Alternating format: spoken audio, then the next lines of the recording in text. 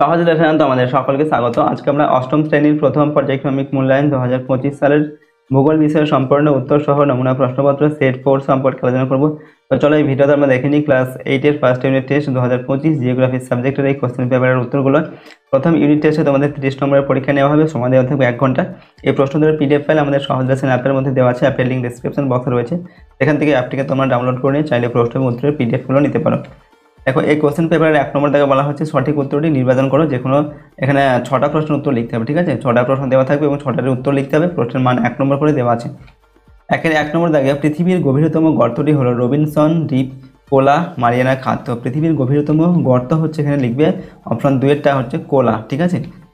2 নম্বর পৃথিবীর গড় ঘনত্ব 2.6 থেকে 3.3 গ্রাম, 5.5 গ্রাম, 11 গ্রাম প্রতি ঘন সেন্টিমিটার। তো পৃথিবীর গড় ঘনত্ব হচ্ছে 5.5 গ্রাম প্রতি ঘন সেন্টিমিটার। 3 নম্বর জীবাশ্ম দেখা যায় আগ্নেয় শিলায়, পাললিক শিলায় না রূপান্তরিত শিলায়? তো জীবাশ্ম দেখা যায় পাললিক শিলায়। পরের প্রশ্ন হচ্ছে 4 নম্বর দেখে বহিঃগুরুমণ্ডলের জন্য বহিঃগুরুমণ্ডল অন্য যে নামে পরিচিত সেটি হলো সীমা, নিফেসীমা, ক্রোফেসীমা না সিয়াল। তো এখানে দেখো বহিঃগুরুমণ্ডল অন্য যে নামে পরিচিত সেটা হচ্ছে ক্রোফেসীমা, ঠিক আছে? অপশন 3 এরটা সঠিক উত্তর হবে।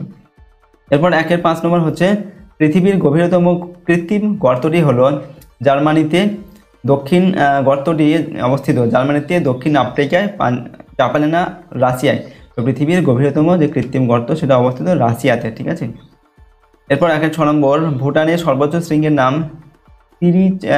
তিরিচমির কুলাকাংড়ি, এরপর হচ্ছে কিওক্রাডাং আর হচ্ছে কাকা বোরাজি। তো ভুটানের সর্বোচ্চ শৃঙ্গের নাম হচ্ছে কুলাকাংড়ি, ওকে? 2 নম্বর দেখে শূন্যস্থান পূরণ করে 1 × 4 = 4। এখানে 4টি প্রশ্নের উত্তর করতে হবে। প্রশ্নের মান হচ্ছে 1 নম্বর করে। 2-1 দেখে জাপানের ফুজিয়ামা হলো একটি ড্যাশ আগ্নেয়গিরি। তো জাপানের ফুজিয়ামা হচ্ছে একটি সুপ্ত আগ্নেয়গিরি। 2 নম্বর মার্বেল রূপান্তরিত হয় ড্যাশ থেকে? তো মার্বেল রূপান্তরিত হয় চুনাপাথর থেকে। 3 নম্বর গ্রিক শব্দ অ্যাস্থেনোস্ফিয়ারের অর্থ ড্যাশ? তো গ্রিক শব্দ অ্যাস্থেনোস্ফিয়ারের অর্থ হচ্ছে দুর্বল স্তর। 4 নম্বর ড্যাশ উৎপাদনে শ্রীলঙ্কা পৃথিবীতে প্রথম স্থান অধিকার করেছে? এখানে উত্তর লিখবে গ্রাফাইট উৎপাদনে শ্রীলঙ্কা পৃথিবীতে প্রথম স্থান অধিকার করেছে। 3 নম্বর থেকে যে কোনো 2টি প্রশ্নের উত্তর দাও। প্রশ্নের মান 2 নম্বর করে, 2 × 4 নম্বর। 3-1 প্রশ্ন পাললিক শিলার বৈশিষ্ট্য লেখো। তো 1 নম্বর হচ্ছে একমাত্র পাললিক শিলাতেই জীবাশ্ম দেখা যায়, এটা একটা পাললিক শিলার বৈশিষ্ট্য। 2 নম্বর এই শিলায় সচ্ছিদ্রতা ও ভঙ্গুরতা দেখা যায়। 3 নম্বর কয়লা, খনিজ তেল, প্রাকৃতিক গ্যাসের ভাণ্ডার হচ্ছে এই শিলা। 4 নম্বর ক্ষয় প্রতিরোধের ক্ষমতা বিভিন্ন রকমের হয় এই শিলার, ঠিক আছে? 2 নম্বর প্রশ্ন সার্ক কি? উত্তর লিখবে সার্কের পুরো নাম হলো South Asian Association for Regional Cooperation. Bharat ও তার প্রতিবেশী দেশ মিলে শান্তি, স্থায়িত্ব ও অর্থনৈতিক প্রগতির উদ্দেশ্যে সার্ক তৈরি করেছে। 1985 সালে ভারত, বাংলাদেশ, নেপাল, ভুটান, ওকে, শ্রীলঙ্কা, পাকিস্তান, মালদ্বীপ ও আফগানিস্তান এই 8টি দেশ সার্ক সংস্থা গঠন করেছে। এর সদর দপ্তর হচ্ছে নেপালের রাজধানী কাঠমান্ডুতে অবস্থিত, ঠিক আছে? 3 নম্বর ক্যারেজ প্রথা কোন দেশে দেখা যায়? ক্যারেজ প্রথা কি? তো ক্যারেজ প্রথা পাকিস্তানে দেখা যায়। বৃষ্টিপাতের পরিমাণ কম হওয়া সত্ত্বেও জলসেচের উপর ভিত্তি করে পাকিস্তান কৃষিকাজে বেশ উন্নত হয়েছে। মূলত সিন্ধু এবং তার উপনদীগুলিতে বাঁধ দিয়ে প্রথমে জলাধার তৈরি করে একাধিক সেচ খাল কেটে জলসেচ করা হয়। কৃষিক্ষেত্রে জল নিয়ে যাওয়ার এই প্রথাকে ক্যারেজ প্রথা বলে। 4 নম্বর থেকে যে কোনো 2টি প্রশ্নের উত্তর লিখতে হবে। প্রশ্নের মান 3 নম্বর করে, 3 × 6 নম্বর। তার 1 প্রশ্ন প্যানজিয়া কি?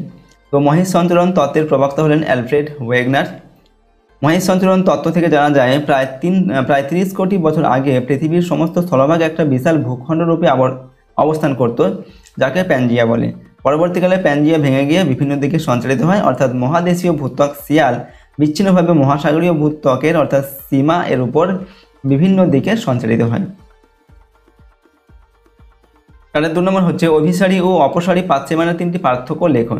তো অভিসারী আর অপসারী এই পাতসীমানার পার্থক্য হচ্ছে, প্রথম হচ্ছে আমরা লিখতে দেখো পাতের চলন হিসাবে এদের পার্থক্য কি? তো অভিসারী পাতসীমানায় কি হয়? এরা পরস্পর অভিমুখী, ঠিক আছে? পরস্পর অভিমুখী আর পরস্পর নিজেদের দিকে পড়ে আসে আর কি, ঠিক আছে? আর অপসারী পাতসীমানায় কি হয়? পরস্পর বিপরীতমুখী সঞ্চালন হয়। প্রভাব হচ্ছে সমুদ্রতলের বিনাশ হয় অভিসারী পাতসীমানার ক্ষেত্রে, আর অপসারী পাতসীমানার ক্ষেত্রে এখানে এটা গঠনমূলক একটি প্রক্রিয়া, ঠিক আছে? অপসারী পাতসীমানা ভূমিরূপ কীরকম হয়?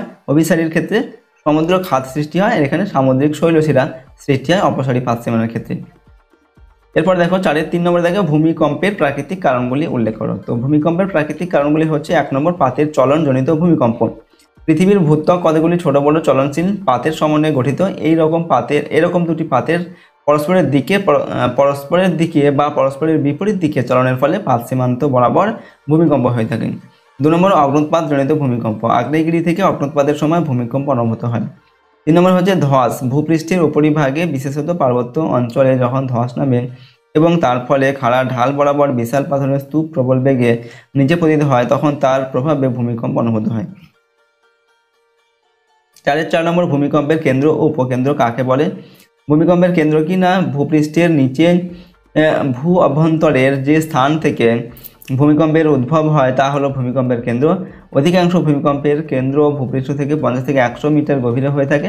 আর ভূমিকম্পের উপকেন্দ্র হচ্ছে কেন্দ্র থেকে ঠিক উল্লম্ব দিকে ভূপৃষ্ঠের যে বিন্দুতে প্রথম কম্পন পৌঁছায় সেটা ভূমিকম্পের উপকেন্দ্র। ভূমিকম্পের ফলে উদ্ভূত শক্তি কেন্দ্র উপকেন্দ্র থেকে পৃথিবীর অন্যান্য স্থানে তরঙ্গের মতো ছড়িয়ে পড়ে। 5 নম্বর থেকে যে কোনো দুটি প্রশ্নের উত্তর লিখতে হবে। প্রশ্ন নাম্বার 5 করে দুটি প্রশ্নের জন্য 10 নম্বর দেওয়া আছে। ওকে, 5 × 2 = 10। দেখো প্রথম প্রশ্ন 5-এর 1-এর দাগে শিলা চক্র কি। উত্তর লিখবে আগ্নেয় ও পাললিক শিলা ভীষণ তাপ, চাপ ও রাসায়নিক বিক্রিয়ার মাধ্যমে দীর্ঘ সময় ধরে পরিবর্তিত হয়ে রূপান্তরিত শিলায় পরিণত হয়। আবার বহু বছর পর ওইসব শিলা ভূ আলোড়নের ফলে ভূগর্ভে প্রবেশ করে ম্যাগমাতে পরিণত হয়। আবার তা থেকে আগ্নেয় শিলার সৃষ্টি হয়। আবার কখনো রূপান্তরিত শিলা প্রাকৃতিক শক্তি দ্বারা ক্ষয় পেয়ে ও অপসারিত হয়ে নদী বা সমুদ্রের তলদেশে সঞ্চিত হয় এবং জমাট বেঁধে পাললিক শিলা তৈরি করে। প্রকৃতিতে শিলার উৎপত্তি ও এক শিলা থেকে অন্য শিলায় রূপান্তর একটি নির্দিষ্ট নিয়মে চক্রাকারে আবর্তিত হয়ে চলেছে। এইভাবে ক্রমান্বয়ে 3 প্রকার শিলার বিভিন্ন পদ্ধতিতে চক্রাকারে আবর্তনের সম্পূর্ণ প্রক্রিয়াটি হলো শিলাচক্র। নেক্সট হচ্ছে 5-এর 2 নম্বর দেখো উৎপত্তি ও গঠন অনুসারে বিভিন্ন ধরনের আগ্নেয় শিলার উদাহরণ সহ বিবরণ দাও। তো দেখো উৎপত্তি ও গঠন অনুসারে আগ্নেয় শিলাকে দুভাগে ভাগ করা যায়, যথা নিঃসারী আগ্নেয় শিলা ও উদ্বেধী আগ্নেয় শিলা। তো নিঃসারী আগ্নেয় শিলা কি না ভূগর্ভস্থ উত্তপ্ত গলিত পদার্থ বা ম্যাগমা ভূ অভ্যন্তরের অত্যাধিক চাপে ভূত্বকের দুর্বল ফাটল দিয়ে বাইরে বেরিয়ে এসে তরল লাভারূপে ভূপৃষ্ঠে প্রবাহিত হয়।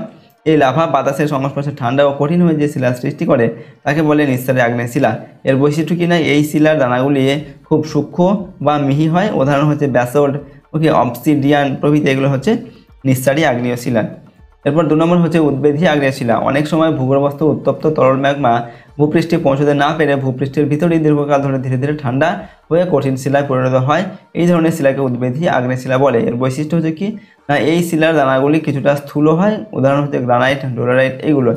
এরপর দেখো উদ্বেধী শিলাকে আবার দুটি ভাগে ভাগ করা যায়, যেটা হচ্ছে উপপাতালিক শিলা আর হচ্ছে পাতালিক শিলা। তো দেখো 1 নম্বর লিখছি উপপাতালিক শিলা। ভূ অভ্যন্তরের কোনো ফাটল বা ছিদ্রপথের মধ্যে ম্যাগমা যখন ধীরে ধীরে শীতল ও কঠিন হয়ে জমাট বেঁধে শিলার সৃষ্টি করে তখন তাকে উপপাতালিক শিলা বলে, যেমন হচ্ছে ডোলারাইট। আর পাতালিক শিলা কি না ভূ অভ্যন্তরের একেবারে তলদেশে অবস্থিত ম্যাগমা ধীরে ধীরে শীতল ও কঠিন হয়ে যে শিলা সৃষ্টি করে তাকে পাতালিক শিলা বলে, যেমন হচ্ছে গ্রানাইট। ঠিক আছে। এরপর দেখো পরের প্রশ্ন হচ্ছে 5-এর 3 নম্বর থেকে যে কোনো 5টি ক্ষেত্রে 3 ধরনের শিলার ব্যবহার লেখ। অর্থাৎ শিলার এখানে ব্যবহারগুলো লিখতে হবে, যে 3 ধরনের শিলা রয়েছে, পাললিক শিলা, আগ্নেয় শিলা এবং রূপান্তরিত শিলা, এগুলোর ব্যবহারগুলো আমাদের লিখতে হবে। তো মানুষের দৈনন্দিন জীবনে ও অর্থনৈতিক কার্যকলাপে শিলার ব্যবহার খুবই গুরুত্বপূর্ণ। প্রথমে আমরা আগ্নেয় শিলার ব্যবহারগুলো লিখছি। 1 নম্বর হচ্ছে বাড়ি ও তার মেঝে তৈরিতে গ্রানাইট পাথর ব্যবহার করা হয়, এটা হচ্ছে একটি আগ্নেয় শিলা, গ্রানাইট পাথর। 2 নম্বর হচ্ছে রাস্তাঘাট, রেল লাইন ও ট্রাম লাইনে ব্যাসল্ট শিলার ব্যবহার করা হয়।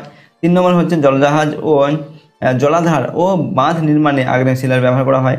4 নম্বর হচ্ছে সোনা, রূপা, দস্তা ও সীসা প্রভৃতি খনিজ আগ্নেয় শিলা থেকে সংগৃহীত হয়। 5 নম্বর হচ্ছে দেখো কৃষিকাজের ক্ষেত্রে ব্যাসল্ট শিলা থেকে সৃষ্টি কালো মাটিতে তুলো ও গম চাষ ভালো হয়। তো এগুলো হচ্ছে আগ্নেয় শিলার ব্যবহার। এরপর আমরা লিখছি পাললিক শিলার ব্যবহার। প্রাচীন যুগে বিভিন্ন দুর্গ, প্রাসাদ প্রভৃতি নির্মাণ কার্যে বেলে পাথরের ব্যবহার লক্ষ্য করা যায়। বেলে পাথর হচ্ছে এক ধরনের পাললিক শিলা। 2 নম্বর হচ্ছে সিমেন্ট, লৌহ, ইস্পাত, রাসায়নিক শিল্পে এবং গৃহ নির্মাণে চুনা পাথর ও ডলোমাইট ব্যবহৃত হয়। 3 নম্বর হচ্ছে দেখো পাললিক শিলা থেকে সৃষ্ট পলিমাটি কৃষিকাজের অত্যন্ত উপযোগী। 4 নম্বর হচ্ছে রাসায়নিক তৈরিতে পাললিক শিলা যেমন চীনা মাটির ব্যবহার দেখা যায়। ওকে। 5 নম্বর হচ্ছে পাললিক শিলায় কয়লা, খনিজ তেল ও প্রাকৃতিক গ্যাস পাওয়া যায়। এগুলো হচ্ছে পাললিক শিলার ব্যবহার। এরপর রূপান্তরিত শিলার ব্যবহার হচ্ছে কি, 1 নম্বর মার্বেল পাথর থেকে নানা নির্মাণ কার্য হয়ে থাকে। পাহাড়ি অঞ্চলে প্লেট পাথর থেকে মেঝে ও ছাদ তৈরি হয়। 2 নম্বর শিল্পক্ষেত্রে গ্রানাইট থেকে পেন্সিলের শীষ, স্লেট পাথর প্রভৃতি লেখার কাজে ব্যবহার হয়। ঠিক আছে। এরপর 3 নম্বর হচ্ছে রূপান্তরিত শিলা থেকে খনিজ সংগৃহীত হয়। এগুলো হচ্ছে রূপান্তরিত শিলার ব্যবহার। তো আমরা 3 প্রকার শিলার যে ব্যবহার বা গুরুত্ব সেগুলো কিন্তু লিখলাম। তো আজকের এই ভিডিওতে আমরা তোমাদের 8-এর ফার্স্ট ইউনিট টেস্ট জিওগ্রাফি সাবজেক্টের একটি মডেল কোশ্চেন পেপারের সম্পূর্ণ উত্তর কিন্তু আলোচনা করলাম। প্রশ্ন এবং উত্তরগুলো তোমরা ভালোভাবে মুখস্থ করবে এবং প্র্যাকটিস করবে বারবার। এগুলো তোমাদের প্রথম ইউনিট টেস্টের জন্য কিন্তু খুবই গুরুত্বপূর্ণ প্রশ্ন উত্তর। ওকে, এই প্রশ্নোত্তরের পিডিএফ ফাইল আমাদের সহজ লেসন অ্যাপের মধ্যে দেওয়া আছে। অ্যাপের লিঙ্ক ডেসক্রিপশন বক্সে রয়েছে, সেখান থেকে তোমরা অ্যাপটিকে ডাউনলোড করে চাইলে প্রশ্ন এবং উত্তরের পিডিএফগুলো নিতে পারো। আর যদি এই চ্যানেলে তোমরা নতুন হয়ে থাকে অবশ্যই চ্যানেলটিকে সাবস্ক্রাইব করে রাখবে, পাশে বেল আইকনে প্রেস করে অল অপশনটিকে সিলেক্ট করবে এবং ভিডিওটিতে অবশ্যই লাইক করবে, ভিডিওটিকে বন্ধু-বান্ধবের সঙ্গে শেয়ার করবে, কমেন্ট বক্সে নিজেদের মতামত অবশ্যই লিখে জানাবে।